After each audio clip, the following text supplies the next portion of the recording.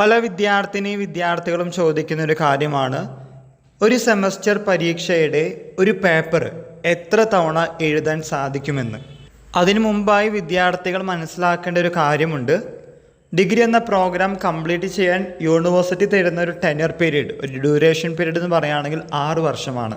ഇതിൽ തന്നെ first year odd semester ആണെങ്കിൽ സെക്കൻഡ് ഇയറിൽ ഈവൻ സെമസ്റ്റർ പരീക്ഷകളായിരിക്കും. അങ്ങനെ 6 വർഷങ്ങളിലായി 3 തവണയാണ് ഒരു പേപ്പർ നമുക്ക് എഴുതാൻ സാധിക്കുകയുള്ളൂ. അതിനുശേഷം എന്തു ചെയ്യുമെന്ന് ചോദിക്കുകയാണെങ്കിൽ, you have to be ready for the special supplementary exam or one time regular supplementary exam.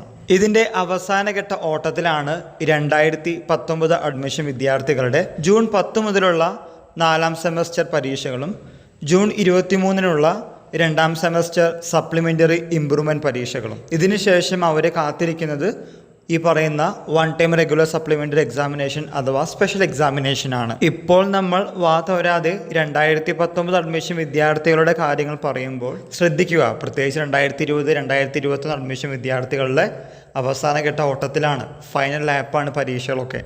നിങ്ങൾക്ക് ഇനിയും 1-2 വർഷമുണ്ടല്ലോ, അതുകൊണ്ട് ആ സമയത്തിനുള്ളിൽ നേടിയെടുത്താൽ മതിയില്ലേ, പരീക്ഷ പാസ്സായി മതിയില്ലെന്ന് ചോദിക്കുകയാണെങ്കിൽ, അതാത് സെമസ്റ്റർ പരീക്ഷകൾ അതാത് സമയത്ത് എഴുതി ജയിക്കുന്നതാണ് ഒരു വിദ്യാർത്ഥിയെ സംബന്ധിച്ച് നല്ലത്. അല്ലെങ്കിൽ നമ്മൾ വെയിറ്റ് ചെയ്യേണ്ടി വരും. ഇനി കഷ്ടപ്പെട്ട് പഠിച്ചാൽ പോലും ചില സമയത്ത് തോറ്റു പോകുന്ന ചില അവസ്ഥകളും വരാറുണ്ട്.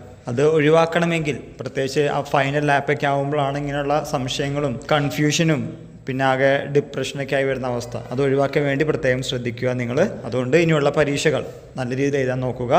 2019 അഡ്മിഷൻ വിദ്യാർത്ഥികൾ കുറച്ചും കൂടി ശ്രദ്ധിച്ച് പഠിച്ച് ജയിക്കാൻ ശ്രദ്ധിക്കുക. എല്ലാവർക്കും ഒരിക്കൽ കൂടി നന്ദി, നമസ്കാരം.